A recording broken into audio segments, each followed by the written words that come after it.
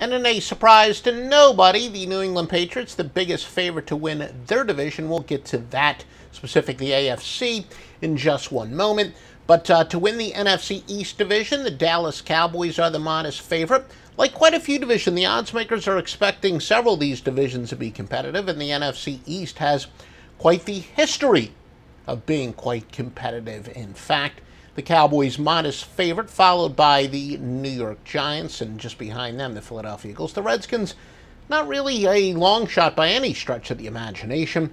Meanwhile, the NFC North division, not expected to be competitive. The Patriots, a lot of people think they've got plenty of weaknesses. Of course, they've got a quarterback who just wins, but Aaron Rodgers has a way of sneaking into the playoffs. Maybe he could be a wild card finisher, and then, of course, wind up winning anyway. A lot of people are pretty high on the Minnesota Vikings, but Sam Bradford as their quarterback. But a lot of people whose opinions I respect think the Vikings should be the favorites here.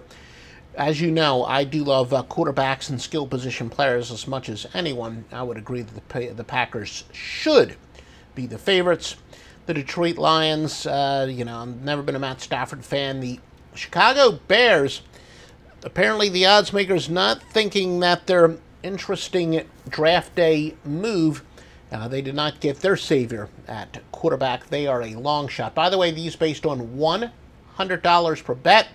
So, for example, if you do bet on the Chicago Bears to win it all, you bet $100, you will win $3,000. But the Green Bay Packers, you would have to risk $260 for every $100 that you would win.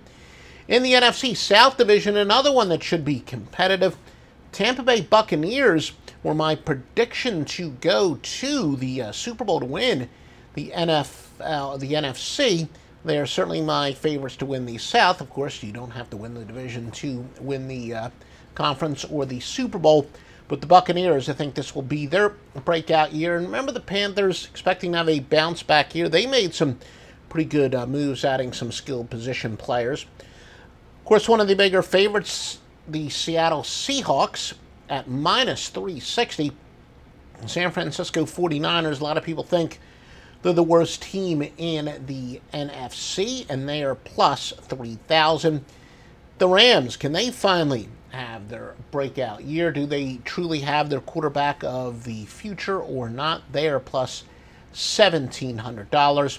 And a lot of people whose opinions I respect, and I kind of agree with them. I think the Arizona Cardinals, this is going to be the year that they just continue to fade back towards mediocrity. We are brought to you by DuffyGifts.com. Please visit DuffyGifts.com, a sponsor of these odds. Now let's go to the AFC. As we said, New England Patriots, I think we can repeat this every single solitary year. It's about the 10th straight year we've said this, and probably we'll be saying it for years to come. They are the overwhelming favorites to win the AFC East. Of course, it doesn't hurt that they are in a division with a bunch of middling teams, including the New York Jets, thought by many to be the worst team in the NFL, and the Miami Dolphins. As we know, they disappoint every year. Well, they've disappointed every single year with Ryan Tannehill as their quarterback. Of course, I told you years ago that would be the case, and I was right a lot more than I am wrong.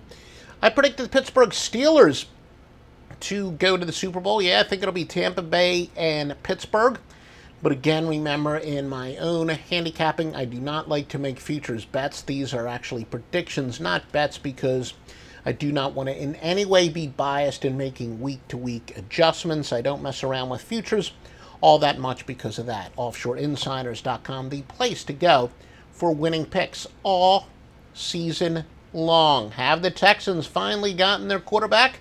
They are co-favorites with the Titans to win the AFC South, but yet again, the odds makers expecting this to be competitive. Will Blake Bortles ever cut down on his interceptions? I doubt it, but the odds makers think that's at least some type of possibility.